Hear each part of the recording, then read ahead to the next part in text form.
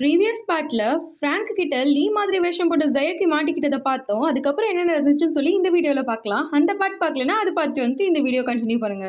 ஜயோக்கி food delivery பண்றதுக்காக தான் ஃப்ராங்கோட ஆஃபீஸ்க்கு வந்திருப்பா. ஸோ அந்த ஃபுட் டெலிவரி பண்ற ஃபுட்டையும் அங்கேயே வச்சுட்டு போயிருப்பா. அந்த பில்லுல ஹோட்டலோட அட்ரஸ்லாம் இருக்கும். அதை ஃப்ராங்க் அசிஸ்டன்ட் கிட்ட கொடுத்து இந்த ஹோட்டல் எங்க இருக்குன்னு பாருங்க அப்படின்னு சொல்லிட்டு சொல்லுவாரு.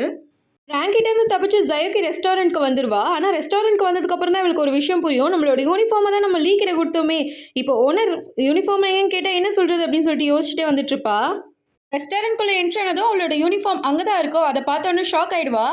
நம்ம யூனிஃபார்ம் இங்கே எப்படி வந்துச்சு அப்படின்னு சொல்லிட்டு யோசிச்சுட்டு இருக்கும்போது மிஸ் சாய் ஏதோ ஒரு பையன் தான் வந்து இந்த யூனிஃபார்மை கொடுத்துட்டு போனா அப்படின்னு சொல்லும்போது அந்த பையனோட பேர் லியா அப்படின்னு கேட்கும்போது அதெல்லாம் எனக்கு தெரியாது, ஆனால் அந்த பையன் இந்த ட்ரெஸ்ஸோட இந்த விசிட்டிங் கார்டையும் கொடுத்துட்டு போனா, இந்த அட்ரஸ்க்கு வந்து உன்னை மீட் பண்ண சொன்னா அப்படின்னு சொல்லும்போது ஜயோக்கிக்கு ரொம்பவே ஹாப்பி ஆயிடும்.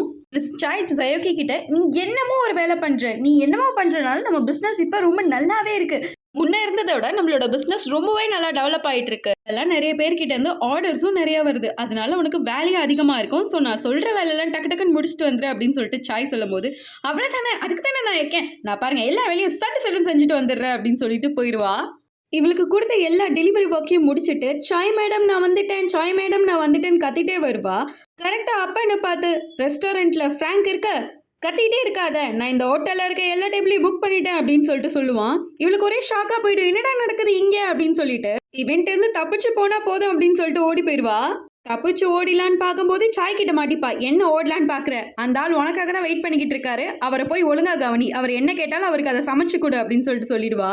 என்னது திரும்பி வேலை பார்க்கணுமா, ஆனால் நான் காலையிலேருந்து எல்லா வேலையும் செஞ்சு செஞ்சு ரொம்ப டயர்ட் ஆயிட்டேனே அப்படின்னு சொல்லிட்டு சொல்லும்போது என்னது டயர்ட் ஆயிட்டியா, உன்னால ஒரு 5 நிமிஷம் கூட வேலை பார்க்க முடியாதா, வர வர உனக்கு நம்ம ரெஸ்டாரண்ட் பத்தி நான் கவலையே இல்லை, என்ன பத்தியும் கவலையே இல்லை, அன்னைக்கு உனக்காக நான் அவ்வளவு செலவு பண்ணேன், அது கூட நீ நினைச்சு பார்க்கல அப்படின்னு சொல்லிட்டு சொல்லும்போது சரி ஓகே நான் கண்டிப்பா வேலை பார்க்குறேன், நான் ஓவர் டைம் பார்க்குறேன், நான் ஓவர் டைம் பார்த்து நிறைய சம்பாதிக்கிறேன், அப்பதான் என்னால நிறைய earn பண்ண முடியும் அப்படின்னு சொல்லிட்டு சந்தோஷமா ஓடிடுவா. சரி நம்மளோட வேலையை ஒழுங்காக செய்யணும் அப்படின்னு சொல்லிட்டு ஃப்ராங்க் கிட்ட வந்து ஹலோ கஸ்டமர் உங்களுக்கு சாப்பிட என்ன வேணும், இந்தாங்க மெனு கார்டு அப்படின்னு சொல்லிட்டு கொடுப்பா. எனக்கு மெனு கார்டெலாம் வேணாம், இன்னைக்கு நீ ஹோட்டலுக்கு கொண்டு வந்த எல்லா டிஷ்மே எனக்கு வேணும் அப்படின்னு சொல்லிட்டு சொல்லுவான். சரின்னு சொல்லிட்டு செஃப் செஃப் அப்படின்னு சொல்லிட்டு கூப்பிடுவா. நான் அவங்க எல்லாரையும் வீட்டுக்கு போக சொல்லிட்டேன், இன்னைக்கு நான் கேட்டது எல்லாத்தையும் நீ தான் எனக்கு சமைச்சு கொடுக்கணும், அது மட்டும் இல்லாமல் நீ ஏன் கூட உட்காந்து சாப்பிடலாம், 2 பேரும் சாப்பிட்டு முடிச்சதுக்கப்புறம் நீ லீ இருக்கிற இடத்துக்கு என்னை கூட்டிட்டு போகணும், அதான் காலையில் ஹோட்டலில் ஒருத்தனை பார்த்தியே அவன் இருக்கிற இடத்துக்கு நீ என்னை கூட்டிட்டு போகணும் அப்படின்னு சொல்லிட்டு ஃப்ராங்க் சொல்லுவான்.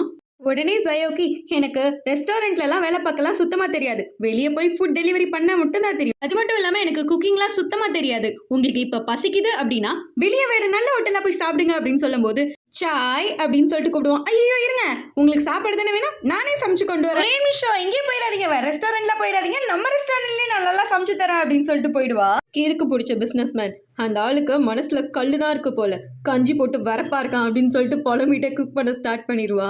எவ்வளவு நேரம் ஆகும் அப்படின்னு சொல்லிட்டு கேட்கும்போது கொஞ்சம் இருங்க உடனே ரெடி பண்ணிடுறேன் அப்படின்னு சொல்லிட்டு சொல்லுவா. இவதான் ஒரு ஏலியன் ஆச்சு, இதுக்கு முன்னாடி இவ கிச்சனுக்குள்ளேயே வந்திருக்க மாட்டா. ஸோ என்னடா பண்றதுன்னு தெரியாம ஸ்டவ் ஆன் பண்ணுவா, ஃபயர் வந்த உடனே பயந்துருவா.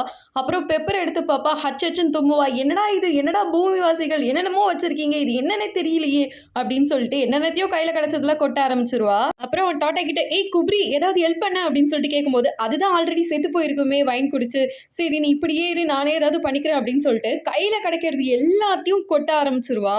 அடுத்து என்னடா போடுறது அப்படின்னு சொல்லிட்டு எண்ணெயை ஊத்துனதும் குபேர்னு பத்திக்கும், ஐயோ பத்திக்குச்சுன்னு கத்த ஆரம்பிச்சிருவா. இதெல்லாம் பார்த்துட்டு இருந்த ஃப்ராங்க் எந்திரிச்சு வந்து என்ன பண்ணிக்கிட்டு இருக்க அப்படின்னு கேட்கும்போது சமைச்சிட்டு இருக்கேன் அப்படின்னு சொல்லிட்டு சொல்லுவா. ஃபயர் எக்ஸ்டென்ஷன் எங்க அப்படின்னு சொல்லிட்டு கேட்பான்.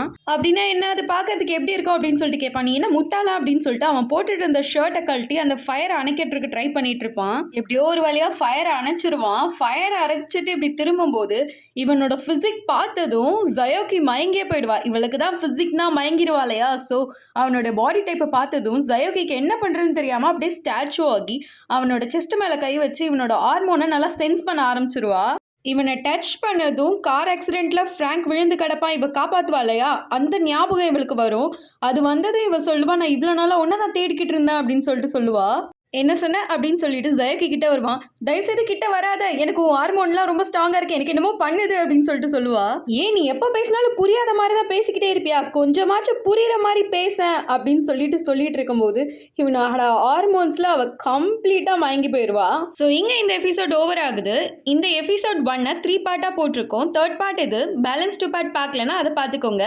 நெக்ஸ்ட் வீடியோல நெக்ஸ்ட் எபிசோட் பார்க்கலாம். ஃபுல்லா போட்டு ட்ரை பண்றேன். வீடியோ பிடிச்சிருந்தா லைக் கமெண்ட் ஷேர் பண்ணுங்க. இந்த வீடியோ பார்த்ததுக்கு தேங்க்ஸ் ஃபார் வாட்சிங். பாய்.